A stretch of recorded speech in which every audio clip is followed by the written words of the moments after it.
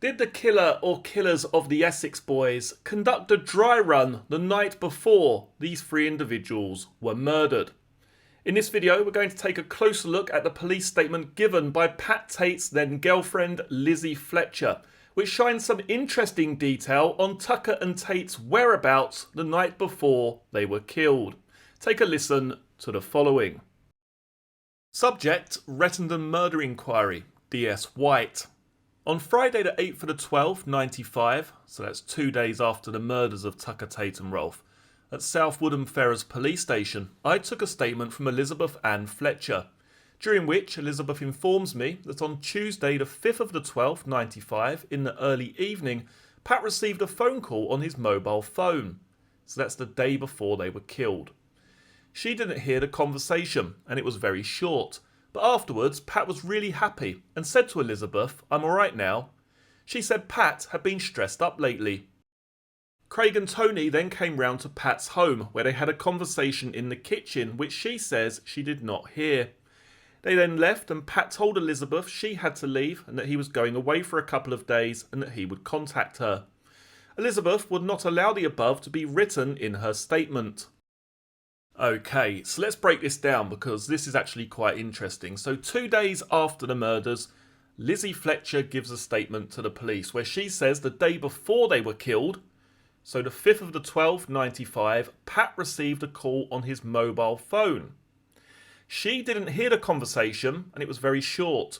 But afterwards, Pat was really happy and said to Elizabeth, "I'm alright now." She said Pat had been stressed up lately. So you get the impression, don't you, that Tate has received some sort of news, that something is happening, some sort of good news basically. And this is the day before they were murdered. Now, interestingly, when we tie this into what is in the CCRC appeal document, we're then told that a call was made from the Halfway House telephone kiosk, so the Halfway House payphone, to Pat Tate on the 5th of December at 17:03. Now, I believe that this is the phone call that Lizzie is talking about. That there's a phone call from the Halfway House to Pat Tate in the evening or on the evening of December 5th.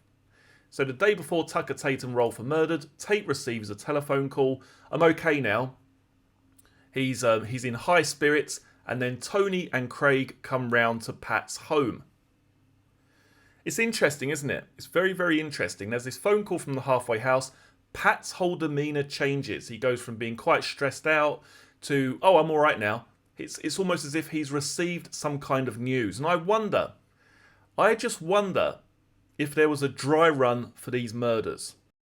Now take a listen to the following. Again, this is from the statement of Lizzie Fletcher.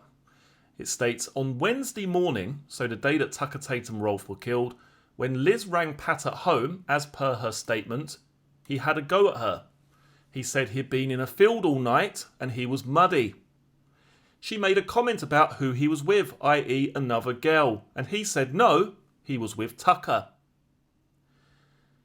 So the night before they are murdered, Tucker and Tate are in a field. They're in a field at night and he's complaining about being muddy." So the way that I piece this together is that potentially, and again this is just speculation here, but potentially the killer or killers of Tucker Tate and Rolfe lured them out the evening before. Did they take them to somewhere else, somewhere close by? They said, "Well, no, this place isn't quite right." They call them the following day. "Actually, we found the right spot. We found the right field. Come along tonight. This is where the plane's going to land." And is that how they lured them out? Because as I say, it would be, wouldn't it? It would be a little bit risky on the face of things if they did just plan some random meeting. "Yeah, come down to this place. We're going to go down to this field," and not really know or have any idea whatsoever how many people were going to turn up, whether these individuals would be armed. But by doing it the evening before, it accomplishes two things, doesn't it? It allows you to see who they would bring with them, whether they would be armed, and it also, as I mentioned earlier, drops the guard slightly of Tucker, Tate and Rolfe. If they've done this very same thing the night before, they're not going to be so concerned the next night, are they? It's just so strange. It's very, very strange. And it's also interesting that the Halfway House, a location which features prominently in this case, is mentioned the day before. The 5th of December, 1703, a call to Pat Tate. A call from the Halfway House payphone to Pat Tate, 1703. Pat received a phone call in the early evening. He was a bit stressed out, and then his whole attitude changed. He was like, yeah, everything's sorted now. Craig and Tony turn up, and they leave. Tate then speaks to Lizzie the following day, the day he's killed, and says, yeah, I'm pissed off. I was in a field all night, and I'm muddy. Why were they in a field? Now, what also has to be factored in here is the location of Jack Womes. Now, on the 5th, again the day before Tucker Tate and Rolfe were killed, his phone was picked up on the Hockley transmitter which services the general area of Rettendam, where Jack Womes makes a phone call to Michael Steele at 18:07. Now, if you think about this, again, I'm not here to say that these individuals are innocent or guilty. I'm just looking at where people were at certain times and does it all tie together. Now, my opinion, as I've expressed in many other videos, in case you haven't seen them, is that I believe that Womes and Steele at least had some prior knowledge of what was going to happen. I'm not convinced they were the actual gunmen, but I believe they may have facilitated getting Tucker Tate and Rolfe to the bottom of Workhouse Lane. Hopefully that makes sense. But what we need to factor in here and keep in our minds is that Jack Womes' mobile phone, when he calls Michael Steele at 18:07, the evening before Tucker Tate and Rolfe were killed, his phone connects to the Hockley transmitter. The same transmitter his phone connects to the next evening when Tucker, Tate and Rolfe were murdered. Now, does this mean that he's down the lane, that he's 6 feet away from the Range Rover, that he's by the 40-mile-per-hour speed limit sign entering the lane? It doesn't mean anything. It just means that if Jack was in Rettendam, he may well have connected to that Hockley transmitter. The Hockley transmitter covers the general area of Rettendam. That's all it means. It's a strong piece of circumstantial evidence. But let's factor this in. Could it also mean, is it possible, I guess it is the best way of putting it, is it possible that Jack Womes made that telephone call from the halfway house and then made his way to Rettendam? Well, yes, the timings do work. It takes around about 20 minutes or so to get from the halfway house to the lane, and the phone call from Jack Womes to Michael Steele takes place just over an hour later. So you've got the phone call from the halfway house just after 5 p.m. Just after 6 p.m, Jack Womes is calling Michael Steele, connecting to the Hockley transmitter. Now, as I say, it would be incredibly risky if you just came up with this idea that, oh yeah, we're just going to take them down this lane, we'll have someone waiting, we'll kill them, and then that'll be the end of it. Because you don't know, you've got no idea whatsoever how these individuals will turn up, how many will turn up, who will be in the Range Rover, whether they'll be armed or whether they won't be. You could even surmise, as I say, that the actual date for Tucker Tate and Rolfe's murder was due to be the 5th, but something went wrong. But it makes sense to me that you would get them out the evening before. Oh yeah, I found a field, come and check this place out. Oh no, it's not quite right. Ring them, lunchtime or in the afternoon the next evening. Actually, I found the place. We need to meet tonight. It's going to be happening the day after tomorrow, this, that and the other, whatever. Tell them some sort of cock and bull story and get them out again. Because you have to ask yourselves, if Lizzie's statement is correct, I mean, it would be a bit of a random detail to chuck in there, wouldn't it? Oh yeah, Tate was really pissed off. He was in a field at night and he's muddy. I mean, why would she just make that up? It's a very intricate detail, isn't it? It's not like, oh yeah, he went down the pub and came home. He's in a field muddy.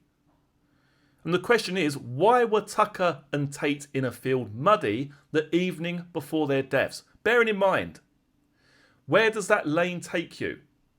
If you go down Workhouse Lane to the locked 5-bar gate, what is beyond the locked 5-bar gate? Open farmland, open fields. Now also, when you put this alongside my supposed version of events for the evening before the murders, when you put that alongside what happened the next evening, it does share certain parallels, in my opinion. The fact that on the evening they're killed, during the daytime of December 6th, they receive a telephone call. Are we on for tonight? Be here, be there. Craig goes and picks up Tucker and Tate. They make their way to the lane. Now, if you put that alongside what I've just suggested, it's not beyond the realms of possibility, is it? Tate receives a phone call from the halfway house. That changes everything. They're now on for tonight. They go out. Tucker and Rolf arrive at Tate's property. They leave together, and then Tate complains about being muddy because he's been in a field. The two versions go along nicely, don't they, alongside each other. This phone call during the daytime, arranging the meet, and then heading off to somewhere where there's a field or open farmland.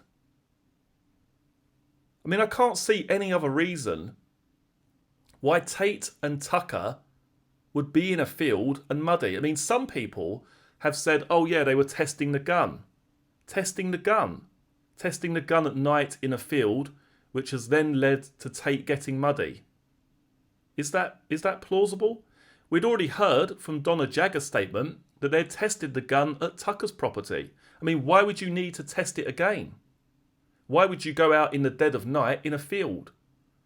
What makes more sense is that Tate's excited by this phone call because the wheels are moving. The plans that they've put in place, or the plan to do whatever, is coming to fruition.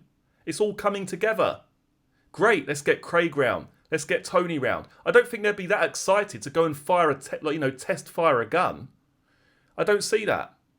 It's almost as if when you look at Lizzie's statement here, a weight's been lifted off of Tate's shoulders. Great, everything's happening. You know, he kicks out the girlfriend. Rolf and Tucker come round. And then the next day, Tate's complaining, oh yeah, I've been in a field all night. My trousers are muddy, or I'm muddy, this, that and the other. Why were they in a field muddy, Tucker and Tate?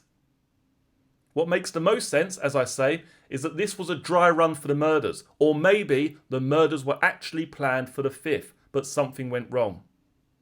But I feel they were lured out on the 5th to do a dry run. Let's see if we can get them to somewhere. Let's see who turns up. Let's see if they're armed. As I say, I feel a great deal of planning actually went into this murder. I don't believe it was just a case of randomly getting 3 individuals down a random farm track. I feel everything was chosen for a specific purpose. And it doesn't surprise me, or it wouldn't surprise me, if they lured them out the evening before just to see what happens. Take them somewhere close by, not the exact lane, we'll take them somewhere close by, or maybe even Workhouse Lane, but something went wrong, or something didn't materialise, or it was simply to see what transpired if they tried to do it. They realised that no one was around, they didn't turn up armed, and we can go ahead now the next night with the actual plan. We know they're going to turn up, we know they're not overly suspicious about this. We're going to do it again the following night, but this time we're going to execute the plan. Let me know your thoughts. Do you have any other suggestions as to why Tate and Tucker would be in a field covered in mud the night before they're killed? The phone call from the halfway house just after 5 o'clock. Lizzie saying that Tate receives a phone call in the early evening, which ties in with that timeline, which changes Tate's whole demeanour. He goes from stressed out to happy. Craig and Tony turn up, then they leave the property. The next day, as I say, they're covered in mud and Tate's complaining. What other possible explanation could there be for that meeting? Where did they go? Did they go down to Workhouse Lane? Was it somewhere close by? I'm interested in your thoughts down in the comment section below. Do you believe this could have been a dry run, or do you believe this was completely unconnected to the murders the next evening? Let me know some of your thoughts, as I say, down in the comment section below. Now, before we close today's video, it's also worth remembering how the bodies were discovered. And many people have remarked on that, haven't they? The fact that both Rolf and Tucker look very relaxed. Rolf with his hands still on the steering wheel, Tucker almost looking like he's asleep. Is that simply because, as I say, they'd done this before? They'd been out the night before, they'd done something similar, there was no trepidation, no worry, no concern, because we've done this last night. Hence the reason they pull up to the locked 5-bar gate, they're chatting, they're laughing, they're very calm, very relaxed, because they had done this before. What is the alternative explanation for Tucker and Tate being in a field the night before and Tate complaining that he was muddy? What is the alternative explanation? And as I say, some people will say, well, he was testing the gun. But I don't believe that ties in with that telephone call from the halfway house, which changed Tate's demeanour. He went from stressed and worried and concerned to, oh, I'm all right now, I'm fine. because in my opinion, they had received good news. They knew something was due to take place later that evening. Now, some people I'm sure will say, well, where was Michael Steele? If Michael Steele is receiving a telephone call at 6 o'clock from Jack Womes, why is Jack Womes down in Rettendon or near Rettendon or about to do this dry run, and yet Michael Steele isn't present? Michael Steele is at home. Well, the answer to that is that we don't know what time this dry run took place, do we? The way it's portrayed in Lizzie Fletcher's police statement is that Pat was there all night. I've been in a field all night, I'm muddy. It doesn't strike you, does it, that it happened at around 7 or 8 o'clock. There would be plenty of time for Steele to meet up with Jack and then this run to take place later that evening. But anyway, as I say, these are just my thoughts. I'm just trying to think logically as to why Tate would have been in a field with Tucker the night before they are murdered. They're then taken down to the bottom of a lane leading to open fields, leading to open farmland, where they are later executed. Let me know your thoughts down in the comment section below.